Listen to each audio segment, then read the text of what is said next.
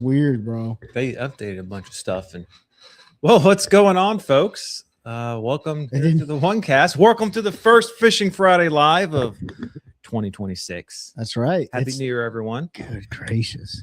2026. Can you believe it? No. It's flown by. This is the third year, right? We started the show in 2023.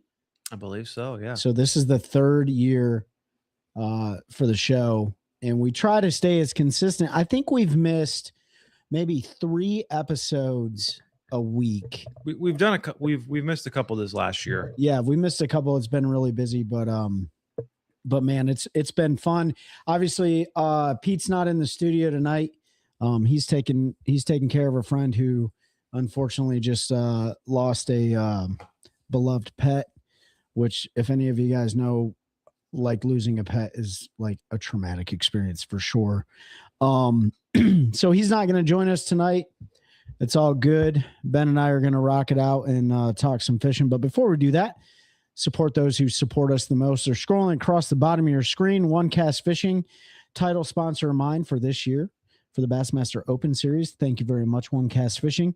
Head on over to onecastfishing.com. Use the code the OneCast, all one word, at checkout, and get your hands on the snagless jigs, the weedless nets, the soft plastics, the long neck hooks, everything that they have to offer. And also, speaking of OneCast Fishing, if you're in the Raleigh-Durham area, the 9th through the 11th at the Raleigh Fairgrounds is going to be the Bass and Saltwater Fishing Expo.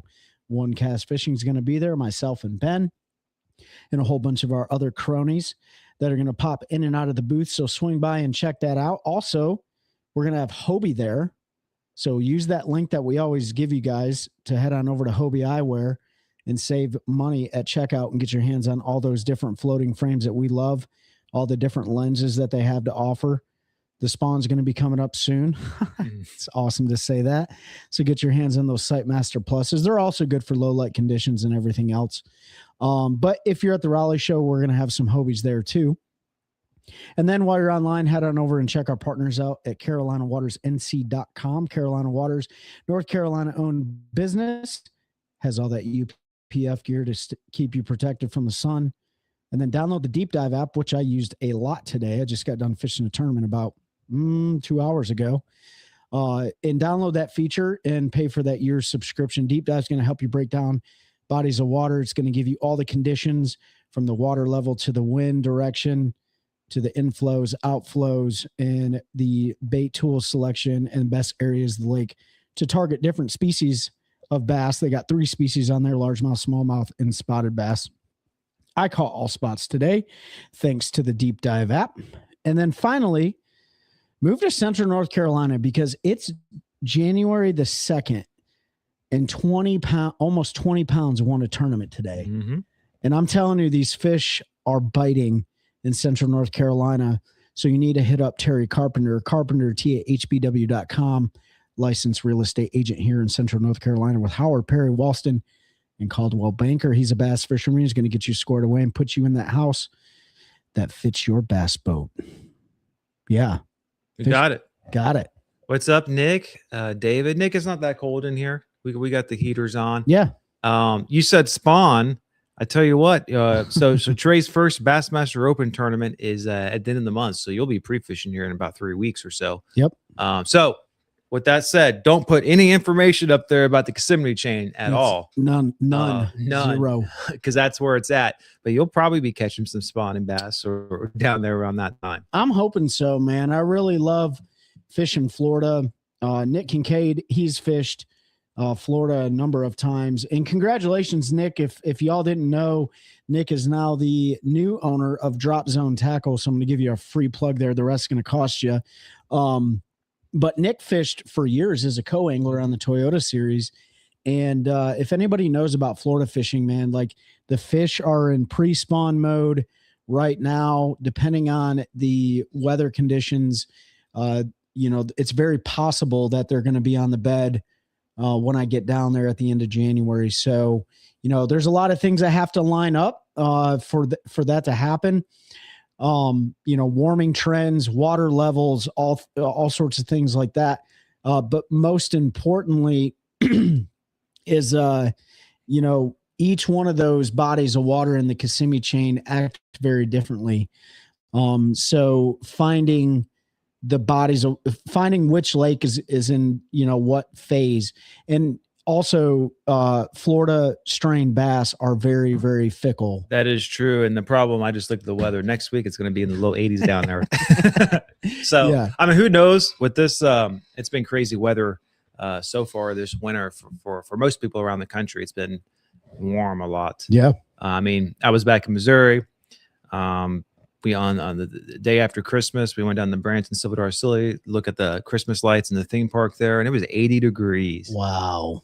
It was absolutely crazy. So who knows how that will turn out for you down there, but it's been there's been a lot of fishing opportunities so far this year. Absolutely, man. Like I was just, I've been on the lake trying to keep the edges sharp as much as I can. And if you follow the Bassmaster Open Series for 2026, they got a rule of forward-facing sonar, no forward-facing sonar. Well, right now in the Carolinas, it's a great time to use forward-facing sonar, whether or not you're going out there crappie fishing, you're going out there fishing for bass. But I also have to keep in mind that for this first event, and hopefully it is a spawn event because I love fishing the spawn, forward-facing sonar is not allowed. And in the 2026 Bassmaster Open rules, they don't have a lockbox for your transducer cable. So the way that you got to skin the cat on this one is you have to legitimately remove the entire transducer, cut the zip ties or however it's mounted to your trolling motor shaft. You have to coil it up. You have to stow it completely away. And I understand why they're doing it. It sucks because it's like bore sighting your weapon system. And, once you get it dialed in, you don't really want to mess with it too much. But nobody made me play this game. I did it myself. So I'm going to cut that thing off tomorrow. I'm going to do maintenance on the boat, get everything squared away for the season. I'm going to cut that transducer off. Maybe, I don't know. It'll only take a second anyways, and stow it away. But right now in Central North Carolina, man, it's a phenomenal time to go out there and get really good with that piece of technology. I think we've talked about it a number of times. The winter time is such a great time. If you're new to that technology, it's a great time to get familiar with it and understand your angles and understand your cadence of your bait, your fall ratio, and simply just go out and catch fish. Because whether or not you're on Sharon Harris catching, 2-pound crappie, or you're up at Bugs Island catching, 14 to 20 pounds of bass, it's a great time and it's a great tool to help you do that. It's just fun. We here at the OneCast, we're not anti-forward facing sonar.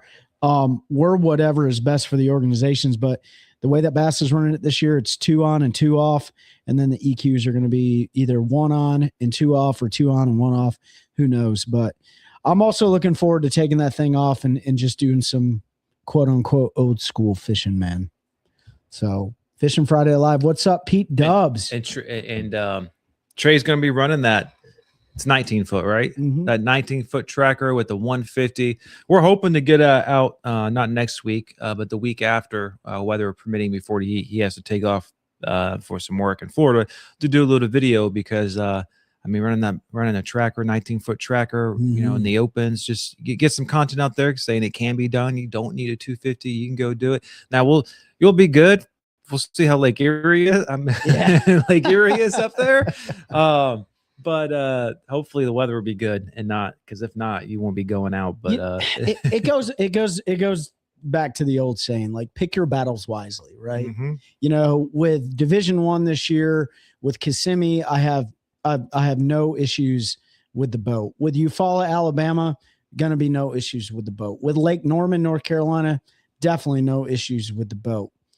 Lake Erie is a different animal, which I've never been on personally. I've been on St. Clair and I've been on Michigan, but I've never been on Lake Erie. And if anybody, I think that's why it's got that name. It's a pretty eerie place. But anyways, I very well could find myself confined to a river or something like that. And, it's not like I can't go out in rough water, because I definitely have been out in 3-footers out on Lake St. Clair. But if I want to maximize my fishing time and I want to do well, I might have to stay in the river. I probably won't win, but you never know. You could always find something special. Is Erie a Ford Fates sonar event? It is. Okay, so yep, it is. It's too bad it's not, because that would make it a even more level playing field for you, because guys going out there scoping. What's up, Pete? Hey, Pete, are you going to be at the Raleigh show this year? I'm sure if you are, make sure you come stop by like you always do. Love to see you again. I was going to say, the one of the disadvantages of running a smaller boat, smaller engine is obviously getting to your spot and speed. Yep. But Norman, that won't really matter too much. It is kind of big, but like the place enough, and like it's not going to be that bad. I don't think you follow. It's not that big, and even Kissimmee, I think, don't those canals have a speed limit? Yeah, so because at Harris Chain, most of them are like 35 is the max. Well, I mean, yes, they probably have. So, I mean, you have one lock that you can go through in Kissimmee. That's the Toho to Cypress lock. That river system that runs from Toho into Cypress, I don't remember seeing an actual speed limit on there. Regardless, if you're doing 75 miles an hour down those rivers in Florida, like you're asking for potentially something bad to happen. They're not that wide anyways. You can cast from one side to the next. So boats passing other boats in there, I think, is completely irresponsible, and it's a huge disregard for safety. But I'm not worried about that. I'll literally let the entire field pass me if they have to. I guess there's no speed limit. There's no speed limit. If the field wants to pass me, man. At the end of the day, like, I'm not going to sacrifice my safety to get to a place 5 minutes sooner. It really doesn't matter. And, even though it is a smaller boat and it has about 17 gallons less than typical boats, because I think it's a 33-gallon gas tank, but most big boats have 50-gallon gas tanks, right? My fuel efficiency is way better. Mm-hmm. So I might not be able to get there faster, but I'll be able to get there. I do have to build that into my calculus for my strategy, right? Whether or not I'm going to stay on Toho, I'm going to go to Cypress, I'm going to go to Hatch Nahar, I'm going to go all the way down to Kissimmee. And weather's going to play a role in that too. If it's bright bluebird skies for for practice and the tournament, you bet your butt I'm going to look for them on the bed, because that's where they're going to be. Right. But if it's bright bluebird skies and then the tournament's overcast and stuff like that, I need to find outside grass lines, offshore structure, which there's not a lot of, but there are brush piles and stuff on that place. And, you can find a lot of that on any of those lakes. Now, the lakes are very different. The vegetation in the lakes are very different. Kissimmee has Kissimmee grass and pepper grass and hydrilla. Toho has hydrilla. Cypress is different. Hatch Nahar is different. And they're all different water depths too. And so I think you're going to see the majority of the field run down to Kissimmee. That's where most of the big bags are weighed out of. But dude, the college national championship was won out of Toho.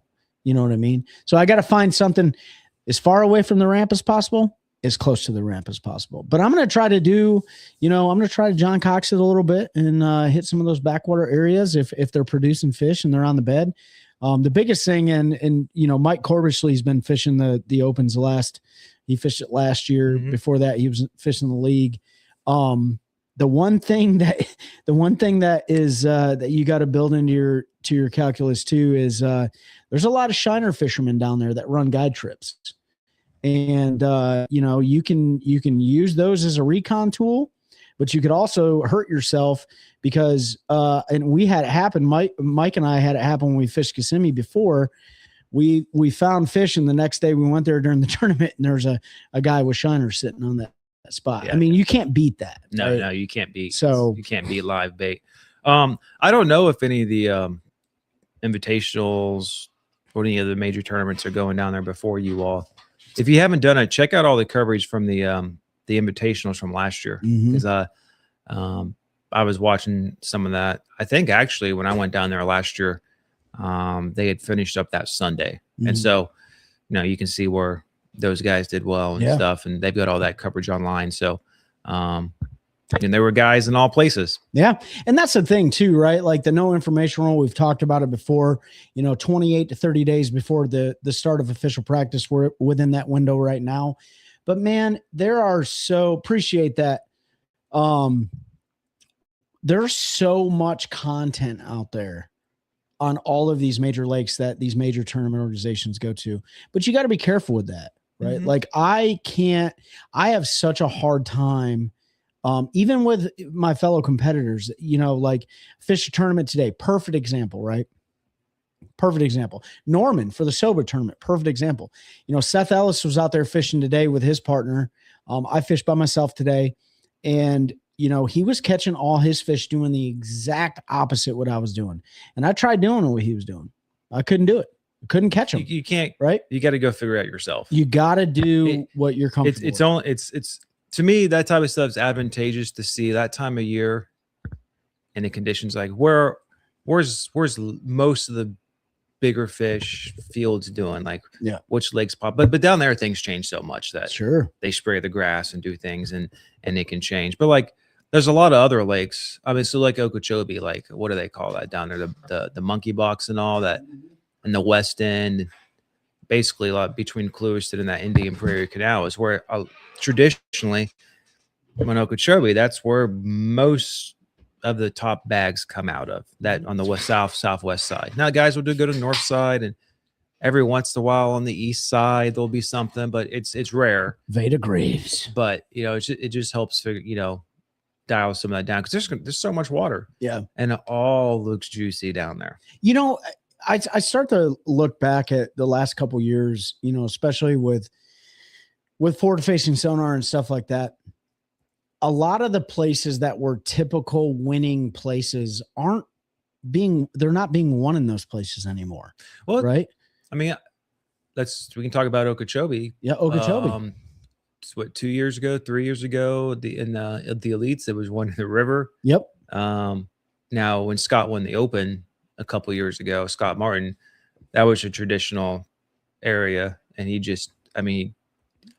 there were people all around him, and he just smashed them. Yeah. But then when the elites went back there, it was on the Rim Canal because of I guess all the hurricane stuff that came through. So it all changes. It changes drastically, especially those lakes. Eufaula, Norman probably would be pretty traditional. Pretty traditional, yeah. But in the sense where a lot of the field will probably be, but it just all depends. It does. Situational. I'm rooming with our good buddy Mike Johns. Wow. Thanks, Veda. That's awesome. We appreciate it. What's that? Is that a donation? Yeah, it's a star. What? I think that's our first one. What, Veda? You know what? We're gonna have to give him something. Yeah. That's awesome, man. Thank you so much. This is also going to drop on Spotify and Apple Podcasts and stuff like that. But that's something for the group. If you guys only watch our Fishing Friday Lives, know that we have a ton, and I mean a ton of episodes on Spotify and Apple Podcasts. And spoiler alert for next week, it won't drop next week. Will it drop next week? It will drop next week. No, this one will be the one dropping. Okay. So in a couple weeks, we're going to have a really cool show next week that's going to drop the week after that. And I'll just tell the group, you definitely should go and listen to it. If you listen to podcasts on Spotify and Apple Podcasts, make sure you listen to our stuff. We're going to have Dustin Smith on, and Dustin Smith qualified for the Bass Pro Tour for 2026. I'm not going to give away all the things we're going to talk about, but his journey is absolutely amazing and what he's been able to do. So make sure you head on over to Spotify and Apple Podcasts and stuff like that. Check our recorded shows out, and leave us a review too. We really appreciate it. Thank you so much, Veda. Yeah, man. There are lakes that a lot of these organizations go to that you can do well off the typical stuff, but over the last couple of years, man, places like Toledo Bend, Florida itself, and the canals and then the river systems, Paulineck won in the river system this year in Okeechobee, right? Throwing a deep diving plug. But that was at Okeechobee, wasn't it? Or was it St. John's River? Who won? I thought Robert G was using the deep plug at St. No, John. so Paulineck, if you remember, let me go back. I'm on Bassmaster right now. There's 4 of them stacked up in the same river system. Pete Dubs said all the episodes are good. It's like the boys hanging out and talking fishing. Love it. Appreciate it, Pete Dubs. Yeah, man. We try to We usually try to do one recorded episode on Wednesdays, which drops the following Thursday, and then we Pollinic one. we try to do our Fishing Friday Live. Sometimes we run short, so we just bunch it all up into Fishing Friday Live. I was going to tell you though, because I was looking at the schedule, because I was looking on to see what what's the news going on. The junior series and the high school series for Bassmaster will be there on January 18th at Kissimmee Chain. Okay, so they're going to be there right before us, and the college on the 22nd and 23rd. So they're going to be there right there before us. Dude, that lake is going to get pounded. You get some intel, but like it's going to get pounded. No, that's good. Okeechobee, big plug, big jerk bait. Absolutely, Nick. That's a bait too that not a lot of people are talking about, but everyone's talking about forward facing sonar like minnows and stuff like that. But dude, the jerk baits they're just, everybody that likes throwing a jerk bait knows it's a very, very effective bait. It can be. But when you pair it with forward facing sonar and a little bit of wind, you don't have to have wind in Florida for that, by the way, because they just, the Harris chain a couple years ago, wasn't it, was it Lone? Bill? No, who was it? He was throwing that on that offshore grass, working a jerk bait a lot, I think, too. I don't remember who it was. I think the Johnson brothers have done that years ago too down there. I mean, that's one bait I have not really thrown all year long. I threw it the other day, and like a 22-inch striper ate it head first and broke my hooks. I love throwing a jerk bait. And a jerk bait, it's a great, Tyler Rivette. Yeah, Tyler Rivette was in the canal at Okeechobee smashing them. The river. Yeah, in the river. Yeah. In the river on Okeechobee. He was absolutely smashing them. But I'm saying like jerk baits, and there's some modifications you guys can do to jerk baits. I don't know if you guys play around with them that much. Just because they say they get down to 12 to 15 feet, like, well, you got to really pay attention to your line size. And I just don't see them getting down there that deep a lot. But it doesn't matter. But you can wrap lead around your hooks, around the hook shanks. I recommend that. Instead of putting the lead dots and stuff on them, I think the lead wire works a lot better. But man, a jerkbait is so effective. I love throwing them. I mean, I'll throw them all year long. Yeah. Like, especially with forward facing sonar. Like, I think it's, when forward facing sonar came out before the minnow. What's up, Tim? Became such a, like, the go-to for that. It was a jerkbait. That was the kind of the main one for that. I mean, KBD put that jerkbait on the map. Dude. Well, yes, but I'm talking about forward facing. Yeah, for sure.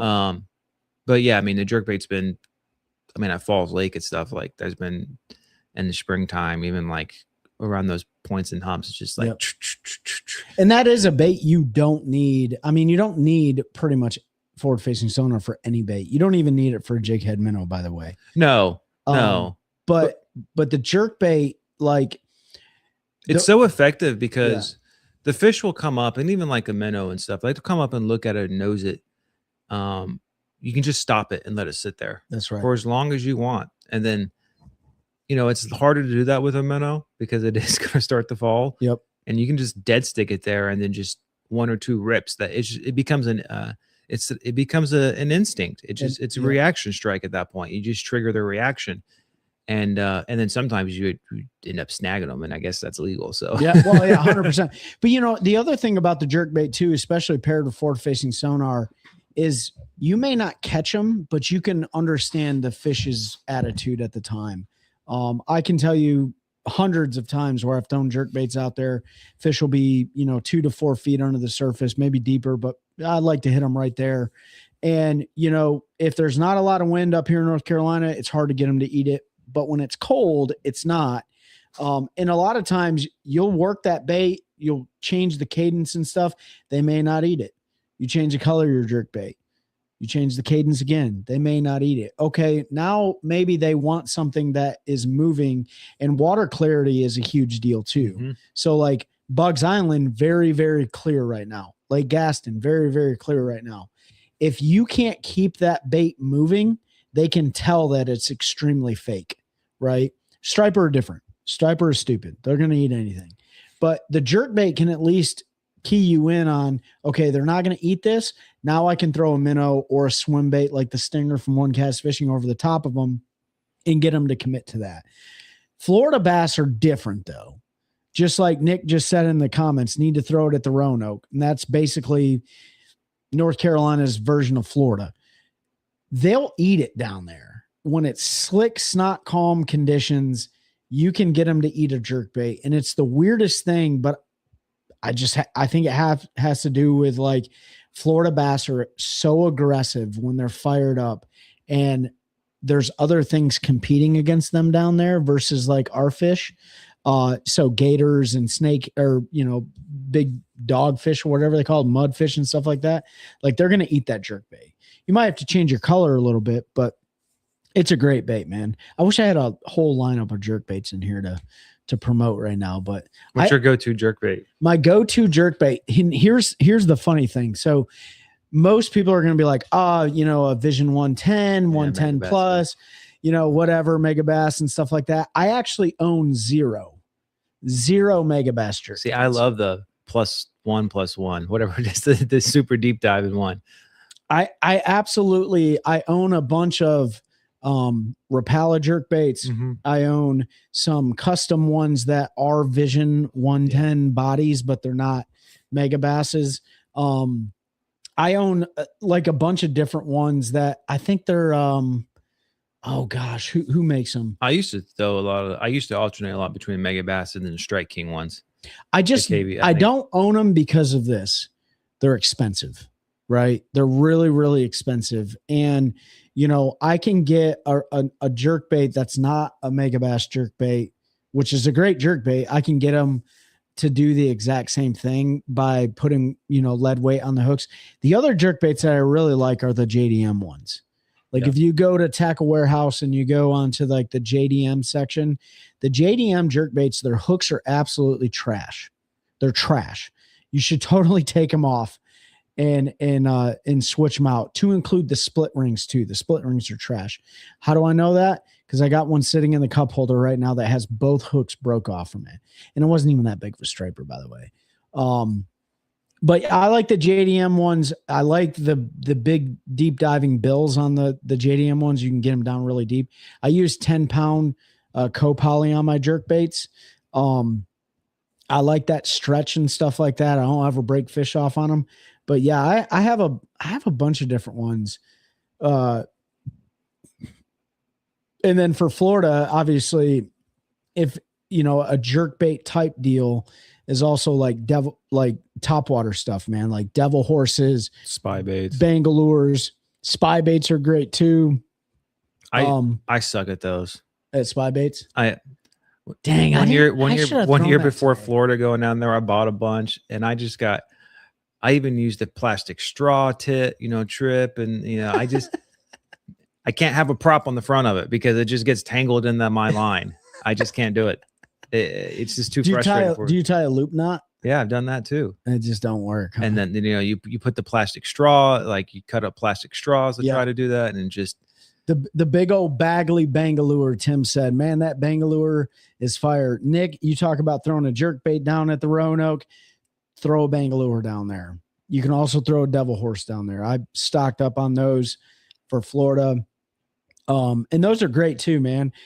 Everyone is different with their setup. I like to throw my Bangalores and my devil horses. I throw them on straight braid.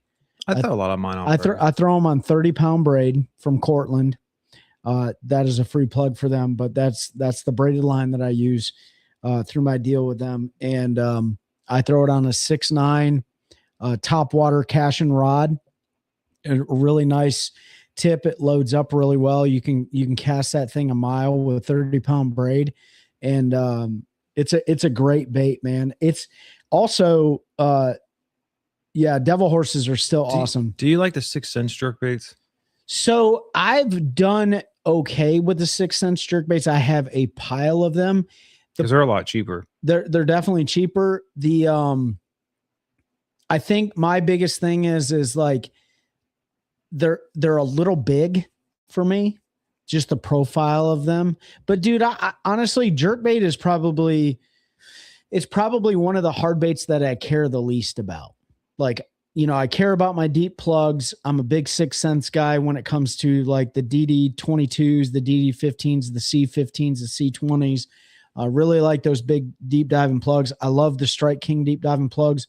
And in my square bills, you know, between Bagley, Berkeley, and Strike King, and then some custom ones that do really well. The other bait that I don't pay attention to a lot outside of jerk baits is lipless crankbaits. And I know that I have to need some. I know I got them. But you know, for Florida, I mean, you can't go wrong with a black back and gold lipless crankbait, right? I mean, color matters, and it matters in the day, because when Sam and I went down there on the Harris chain, and I threw a lot of the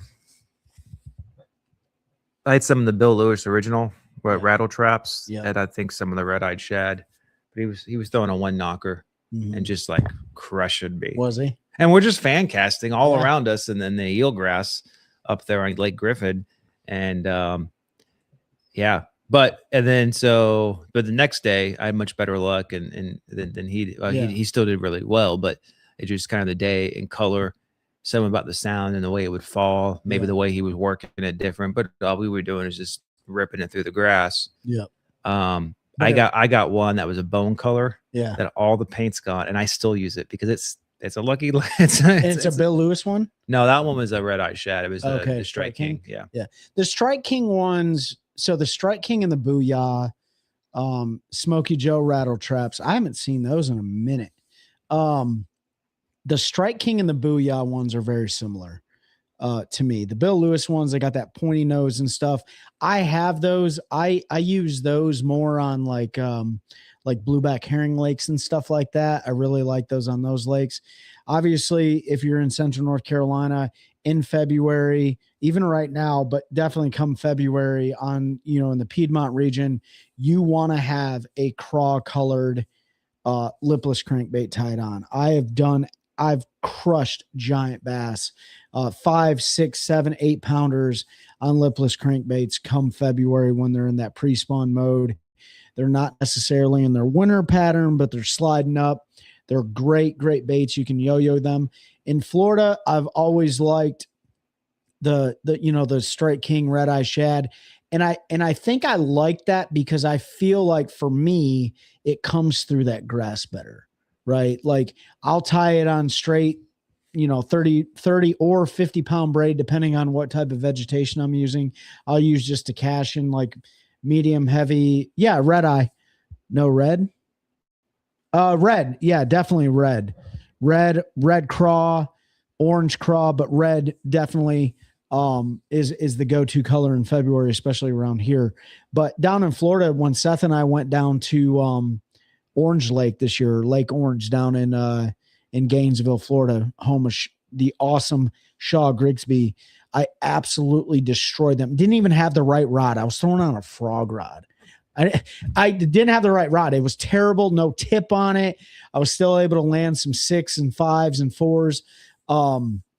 But I'll throw that on a Cashin 7.3 medium heavy multi-purpose rod paired with that braid, and that tip is just enough to where I can snap it through the grass. And dude, when it falls and you go to snap it the next time, and it just loads up. Yeah. So you got to definitely, I definitely change my hooks. I change them to the Mustad hooks. The stock ones, I can't get them to not bend using braid. If you're using fluoro or something like that, you might have a better chance and stuff. But yeah, lipless crankbait's the other one that I'm pretty simple, man. I got like 3 colors or 4 colors really. I got black and gold, chrome with a blue back, chrome with a black back, and then my craw ones, right? And some gills and stuff. You need some bone too. I do need some bone. It sounds like I need some bone colored Smoky Joes there. Nick Kincaid said Art makes some good lipless crankbaits. So love the old Excalibur hooks. Yeah, me too, man. Like I feel like hooks aren't built the same anymore. I don't know, the stock hooks. Red Eyes have a great. They're all made in the same factories. There they are. Pete's dad's on here from up there in Pennsylvania. I think they're iced over up there, but Pete's dad had a hell of a year catching some smallmouth and walleyes and stuff like that. So yeah, man, I am looking forward to it. I love fishing around here. But it's hard to beat the scenery of the Florida fisheries. I've never been to Eufaula, Alabama before. I've been to Lake Norman a number of times. Pete's dad and myself have been fishing partners the last few years at the Special Operations Bass Angler Tournament. And I've never been to Lake Erie before. Luckily, Pete, do you have to get 2 fishing license for Eufaula? I don't know. Do I? Oh, no. Is that it? I need to get a Florida fishing license. Is that the one? On the... I'm gonna get you that. do. Do you? Hang on. No, that's a different reservoir. Yeah. Pete Dubs. That's Pete Shanderick Jr. That's Pete's dad. I think there's like 87 Pete Shandericks in his family. It looks like it's on the... That's weird. I type in... I type in Lake Eufaula, Alabama, and it brings it up, but it also says Walter George Reservoir. I don't know. But that's a border. It looks like it's on the border. So... Well, maybe it's... I'll have to check it out. Maybe it's like Kerr Lake or Bugs Island as people refer to it. There's reciprocity there. If you live in North Carolina, you can go on the Virginia side, which we launched today out of Ivy Hill. And that's on the Virginia side and stuff like that. So dobbing a minnow around. That's all I did all day long. Just threw a little minnow. And if you're wondering what I throw, it's a Strike King Z-Man or a Strike King Z2 minnow, both in the full size and in the junior size. And then I have some other minnows and stuff like that. But that's what I was catching everything on today was a Strike King Z2 junior or mini, whatever they call it. And I was just targeting fish that were floating anywhere between a foot under the surface down to 30 foot. Now, granted, I switched my jig head up, but caught 14 pounds of spotted bass, man. Like that's pretty good. That's a pretty good day, especially fishing against those guys up there that are local hammers on that lake, dude. It's crazy. But yeah, what else are we going to talk about? It just wasn't any news. That's why. Did you get what you wanted for Christmas? I didn't really want anything for Christmas, so I guess so. Tim said, Trey, do you know the weight for the heaviest bass in North Carolina? It's like 15 something, I think. North Carolina state record. I do not know that. It's in a farm pond. Yeah, it is a farm pond bass, which I don't think that shouldn't count. I'm just kidding. 15 pounds, 14 ounces. Union County, 1991. 91. There you go. Ben just told you. 91, 15 biggest pounds. smallmouth was a Hiwassee Reservoir, 10 pounds, 2 ounces. Good gracious. That was 1951, though. It ain't going to happen again. Yeah. I'll tell you this. I broke my, so 2025, January 2025, I caught my biggest spotted bass ever. That was out of Lake Gaston. That was 6 pounds even. That was 2 ounces. You have to beat a state record by 2 ounces, I believe. So I think, what's the state record for spotted bass in North Carolina? Oh, North Carolina. State record. State record spotted bass. I think it's like 6 pounds, 2 ounces. 6 pounds, 5 ounces. 6 pounds, 5 ounces. So Nick said, at a Lake Norman in 2003 using the Zoom finesse for him. Really? Mm-hmm. Good gracious. So I caught a 6 pound spotted bass. It makes sense that's that long ago in Norman because they've overtaken him so long. Yep. There's been some others that might have been close, but they weren't certified. And if I'm not mistaken, what's the Virginia state record for spotted bass? Because when I posted that spotted bass, 6 pounds, I had the scale. 4 pounds, 12 ounces. So you need to. Our goal needs to go to Bugs this year. Stay on the Virginia side. 4 pounds, 12 ounces is the state record for Virginia. 2000. Yep. Caught in Clater Lake. Dude, Seth Ellis beat that state record today, and he doesn't even know it. He caught a 412. You should call him up right now. Call him up on. Well, 412 is the record. But I guess he could have officially weighed. But yeah, that's the official it says on here that there's obviously bigger ones, but that's the one that's Dude. been. I'm gonna go to the website and confirm this. You guys definitely got to, like, whatever state you live in, like when you catch a giant, like don't necessarily Sorry. depending on the rule. Well, the actual state, there's two of them. There's a 6 pound 10 ounces in Flanagan from 1976, and then a 412 that was caught in 2020. So Really? what's the asterisk on here? I don't know. Denotes record fish caught before using new state record fish rules adopted 1985. So whatever the rules change, but still for 4 pounds 12 ounces caught in 2020. Oh my Lord! Wow. Well, he could have had the. Well, he could have had his name in the paper. So yeah, probably got some sponsorships off that. Dude, what I'm saying is, like, you know, like in North Carolina, it takes nothing to get a citation fish, and you have to be really, like, you should totally look up your state records. If you're fishing, like largemouth is going to be a hard one to beat, but spotted bass is very possible, right? Like Josh Hooks just went out the other day, caught a 10 something largemouth. I still have never caught a 10. Right. 9.6 is the biggest largemouth I've ever caught. Caught two of those out of Sharon Harris years ago.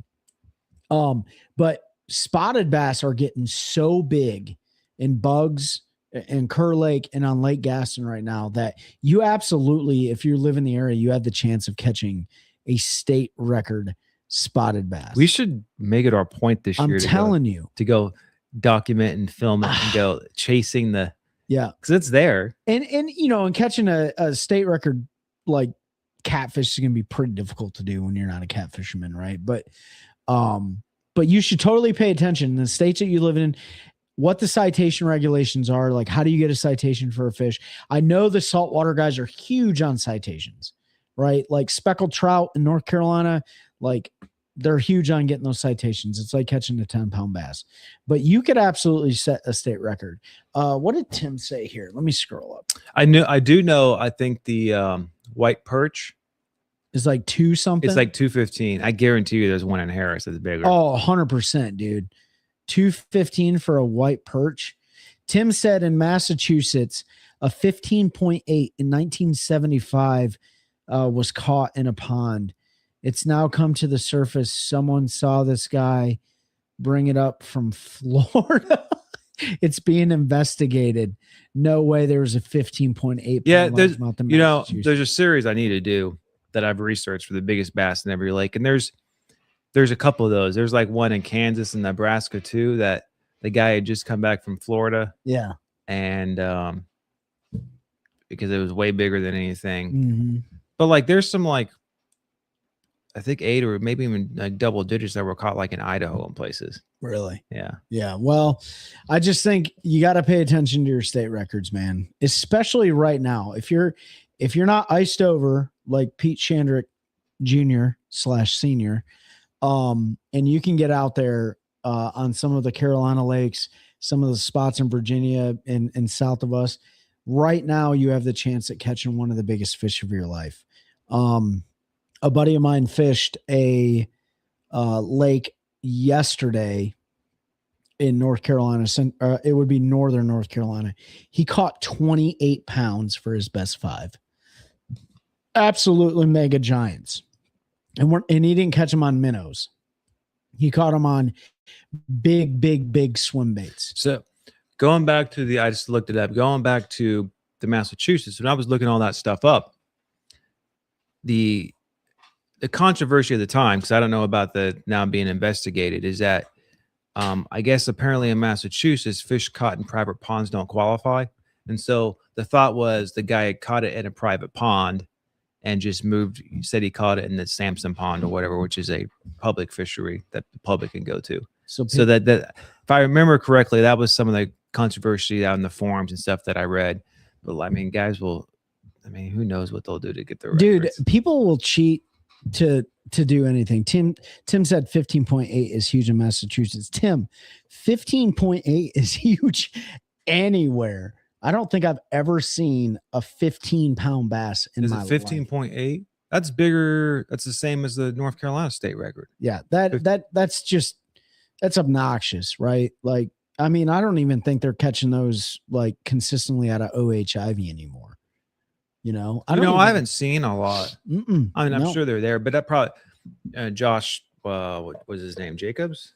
Uh, The guy, not Josh Jacobs, he's the running back, but Kyle Hall. no, Oh, Josh Jones. Yeah, the guys Josh out Jones, the yep. yeah, JJ. I knew it was the JJ, but the guy out there who last year or the year before was just catching all of those double digits out in Ivy and stuff. They're probably still there. I guess we'll find out because MLF is going there. Oh yeah, 100%. You know, Nick said pond fish shouldn't count. Change my mind. Here's why I won't change your mind. I think any fishery that isn't managed by the state shouldn't count. If you can manage your own pond, which I got a buddy of mine that has like a 12 or 15 acre pond, and he has stocked it with absolute giant bass, and he has a shock test done on it every other year, and it's stocked with the perfect amount of bluegill, crappie. He does 2 crappie tournaments out of that pond to catch all you can and take out. If you're breeding big fish, that's like high fence hunting, right? Like, I think if you have to require a fishing license. Yeah, exactly. Because like my little lake I live on, it's private in the sense that you can't go on it unless you're a member of the community. Mm-hmm. But you still need a license, but you have to have a license. You got to have fish it, and you have to have your boat registered. It's not a pond either. Yeah, but like there's some smaller places that like say San Lee Pond over here in Sanford. You have a fishing license to fish there, but it is a pond. I mean, yeah. I mean, but it's also, I mean, yeah, I see what you're saying. Yeah, having a fishing license to fish there, not just a solely individual pond. Otherwise, like you can go to you just make your own fish hatchery. Which, by the way, there was one for sale not very long ago, an old fish hatchery, like an hour from here. Really? Yeah, it was like tons of 40 acres of like these mostly ponds and stuff, and like golly. Yeah, it was like yeah, that'd be awesome. Well, hopefully my goal, and I think this is a lot of anglers' goals. Like, I want to catch a 10-pound largemouth. Yes. I was shocked to catch a 6-pound spotted bass. I want to catch a 6+ pound smallmouth. My biggest one is 4 something. Same. But 3.5. This year down in Florida, the probability is higher. But if you are in North Carolina or you want to come to North Carolina, like February, March timeframe is a great time in the Piedmont region to catch the biggest bass of your life, especially on a place like Jordan Lake or Falls Lake. I'm not even a fan of either of those lakes that much, but you can absolutely catch some giants out of there. I know, like I said, Josh caught a 10-something out of there. I think another guy went out to, I heard allegedly that another guy went to Falls Lake and caught like 40 pounds. Which is not unbelievable, by the way. No, because last year, the year before, like at Jordan, they caught in the tournament 38 pounds. Exactly. So I mean, I've watched Corbishley drop, mid to high 30s on that pond before. So it's a great time to get out and fish, man. So, and then if you guys are wanting to crappie fish right now, Sharon Harris, the crappie are absolutely stacked.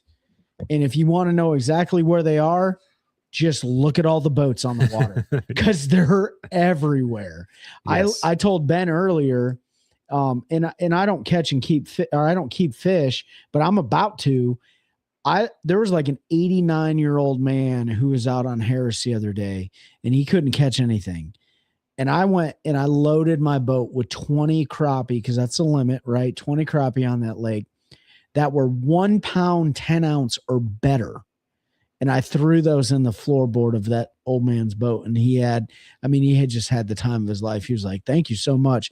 But I watched multiple friends of ours go out there and absolutely destroy the crappie. So if you want to go catch some crappie, go to Sharon Harris right now.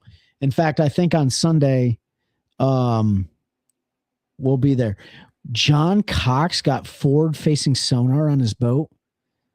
The world's on fire. No, he's joking. Is he joking? Yeah, I think it was a joke. But like, it's like, Yeah, it's a joke, but like he's trolling people. No, he's not. He's not actually putting on his boat, but that would be something. Yeah, this year's going to be busy, man. So Bassmaster Opens, 4 tournaments. If I qualify for the elite qualifiers, you guys got to sponsor me on the show. We'll see. Also going to fish Fishers and Men this year. That's going to be 5 tournaments. Not a single one of those tournaments conflicts with the Opens. You fishing with Pete again? Yeah. But we're going to fish out of his boat. I'm going to make him do the work this time. I told him, I said, hey, it's your turn. I just want to be a passenger princess the whole time. But yeah, it's definitely going to be a busy fishing year. I'm looking forward to it. Looking forward to taking One Cast Fishing on the road, taking Hobie, the One Cast podcast, Take a Warrior Fishing, like all the great events. That's another thing too, is so not only the Opens, Fishers Men, but Take a Warrior Fishing. We got 6 major events for 2026. It's going to be a heck of a time. We got saltwater fishing events. We got bass tournaments. We got multi-species things. So if you don't know about Take a Warrior Fishing, I'm wearing the hoodie right now. I think I wear this thing every day. I haven't washed it, but like once. Go to warriorfishing.org. If you're a boater, and Pete Dubs, he's been there before. Go sign up as a boater to Take a Warrior Fishing in one of those 6 events that we got. Tim said, any of you boys getting new boats this year? No. No. But I am doing stuff to my boat. Yeah. Ben's Now- upgrading the Triton. Now, because since I was gone after Raleigh's show, gotta get it wrapped, gotta get the new flooring on, but I got new power poles and new graphs to go on. I bought them during Black Friday. What'd you get for graphs? I got 2 10-inch Explorers Okay. to replace my Helixes, and then we'll see what I do up front. What are you going to do with those helixes? Well, one of them, the control board is like going out Oh, is it because sometimes it won't come on. Sometimes you got to shake it and do a bunch of stuff. The other one's still good, and the one the transducer is actually hooked up to. So I don't know yet. Maybe I'll hawk them for a few bucks. I got that and a 7. I don't even know if I have the transducer for the 7 anymore. It might be still in So the that box. that Triton's going to look like a whole new boat. So that's the intent. Because look, when I first got it for the first few years in the garage all the time, but when we got the new house and I kept it in the boat slip and then the garage making stuff, it set out a lot.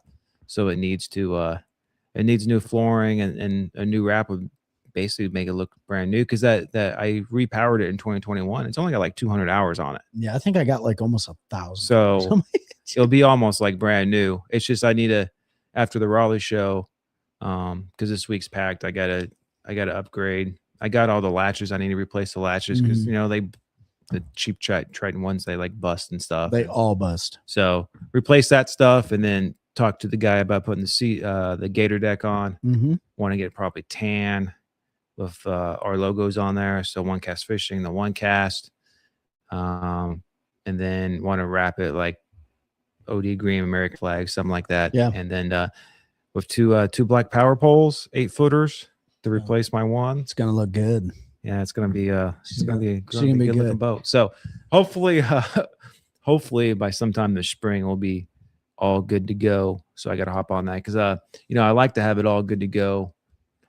By the time the second show is done at the end of February, so I can do a lot of fishing. Plus, like Take a Warrior Fishing events. I want to have it ready so I can take some vets and stuff out there and have everything looking nice and pretty. Yeah, Ben's boat's getting a whole makeover. If you haven't seen my boat, I got a new wrap on that. Compliments of Take a Warrior Fishing. Got the big One Cast Fishing logo right there in between that and the stars on the American flag. Pete's definitely not getting a new boat. He just got a brand new hull from Vexus, which was built in 2025. It's still labeled whatever year his manufacturer was, but I will probably get another boat. It'll probably be towards the end of the season. I will not get rid of my current boat. That way I have 2, one for Take a Warrior Fishing events solely, and then one for more on the tournament side and stuff like that. And I will probably go with another aluminum boat. It might be the same brand. It might not be. We'll see.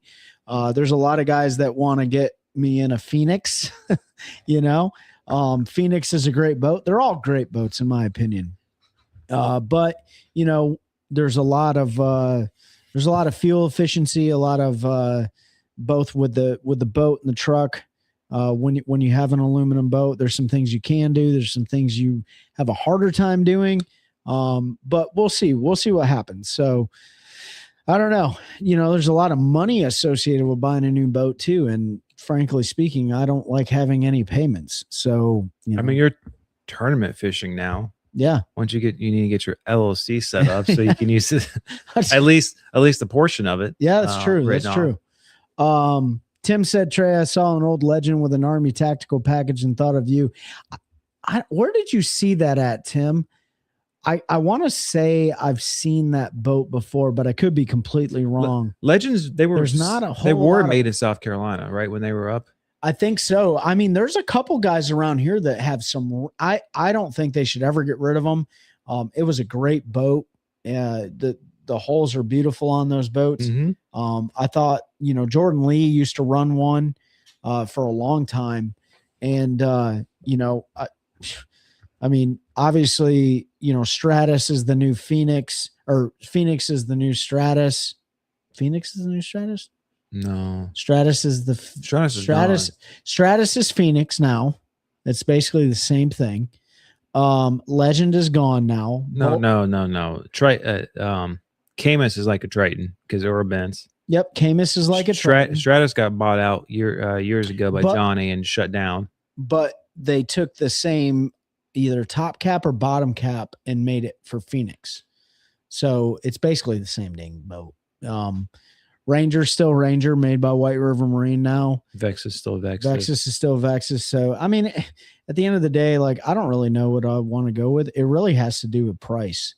It's a tool for the trade. To me, as I look at them, at Elevate, we got on those, Bass Cats and Phoenixes and Skeeters there. To me, it's more about price is one, and then the functionality, the layout. Sure. The layout is a big thing to me. Like, I want things that I think are going to be conducive to the style and how I want to fish and how I want to store stuff. Yes. Because there's just some things I'm like, some people like doing it that way. Like for me, I don't want to put my rods in the center box.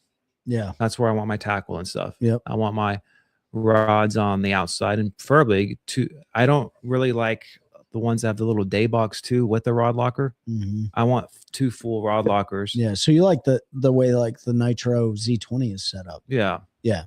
Yeah. I mean, the Bass Cat probably has the worst setup I've seen. And that's just my opinion. The Puma STS is different, but all of the other versions of the Bass Cat, I'm really not a huge fan. They're too narrow for what I want. Yeah. I like a larger fishing platform. Yeah. I'm just, multiple boxes, and Phoenix has a boat like that too. I think it's the 920 has 2 boxes stacked. Now the Tracker, I actually don't mind the center rod locker compared to the way that the new Trackers are, the new 195s. Now the Savage 215 is a different story. That thing's got a massive front deck, massive rod locker storage, massive tackle storage, but I don't like having 2 compartments in the front. Like, see, I don't think I would mind that. To me, the reason why I want rod lockers on the side, because I want to have like probably 50 rods out trying to figure out what I want to use. And if I need to get a new package of tackle or, you want to go in the front. I want to go open that thing up and not have to worry about my rods falling off and moving rods and all that sort of stuff. So, I mean, that's just how I like to be. Now, Falcons are cool because Falcons open up like that with your rods on them.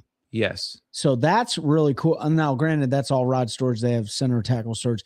Falcons are probably one of the coolest boats. And Sam loves his Falcon. Yeah. I mean, Trevor, our buddy Trevor's got a Falcon.